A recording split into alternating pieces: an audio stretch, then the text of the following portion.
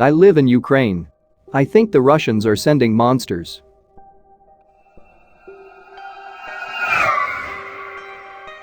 In the north of Russia, the frozen tundra, the blackest night, people say they hear shrieks and see white blurs among the snow.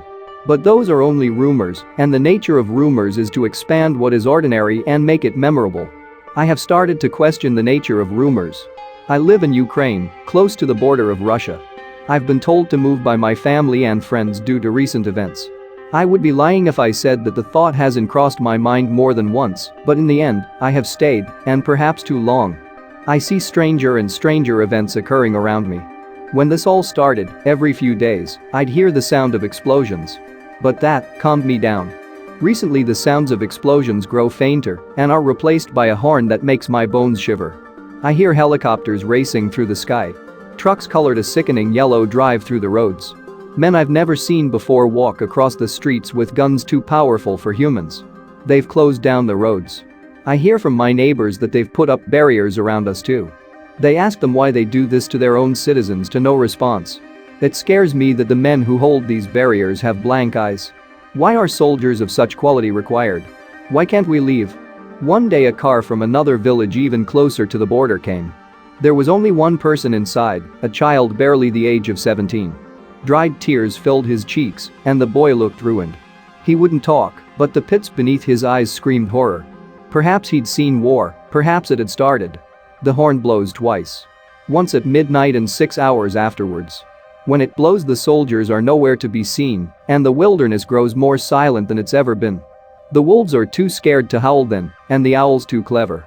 The sound of the horn is over in the speed of a blink, but the sound is strong and shoves into my head. It's impossible to ignore and must be acknowledged. It hasn't failed to wake me up. At first, we thought that it was some sort of sleep deprivation, but then why don't they play it more than twice? Last night I understood why. The full moon was out, shining over our small village. We'd told the children to go to sleep early, but they were probably still awake.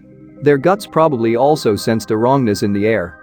I knew something would happen on this particular night, everyone knew. Call it human nature. Just before the horns blew, our radio played a message from the government. I don't remember precisely what they said, but some parts struck me as odd. They told us to turn off our lights and to be silent, and most strangely, there was prayer. Then it cut off. Nothing more. No explanations. Just silence. The mood was too tense for a joke, and I did what they asked.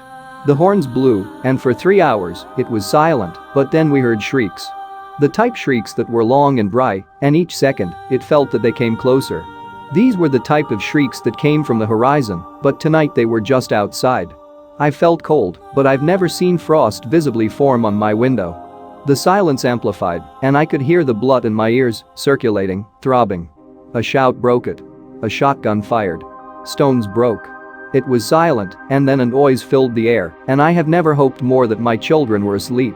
It was the sick sound of flesh being slurped down, with the occasional sound of bones shattering. I knew there was something here, and despite wanting to cover my ears, I listened very closely. I heard tapping coming from all around me, and the idea that came next made my heart shake. There were many some things here.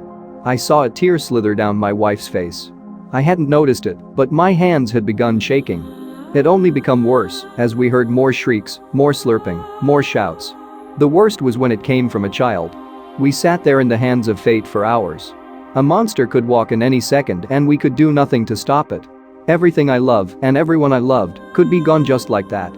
I felt the evil slither into me, the corners of my sanity begin to shake. The clock showed that there were only 10 minutes left until 6. My eyes were glued to the clock and the slowly circulating arrow. 3 minutes left. 2 minutes. 1 minute. Tap, tap, tap. It broke my concentration. It came from the window. My pupils jerked to see a bloody mouth and pin-drop pupils pressed against a window. What I saw cannot be called a face, for there was nothing living there. The eyes radiated a sick pleasure, an image of what it wanted to do to me. A smile was plastered there, it went from one side to the other. For those few moments, my heart stopped. I was frozen in its sight, and when the horn blew, the creature slowly backed away and ran back to where it had come from. I found myself staring at the spot, unable to look away. I'd seen something I should never have seen. I now know why the government has locked us under, and I hope this message reaches you.